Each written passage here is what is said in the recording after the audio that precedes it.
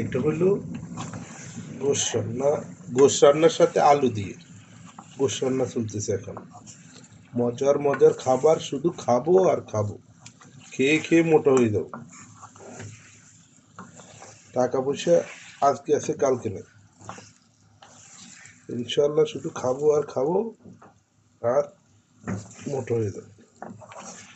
আপনারা ট্রাই করেন, পোস্টগুলো করে হালকা একটু আলু দিবেন।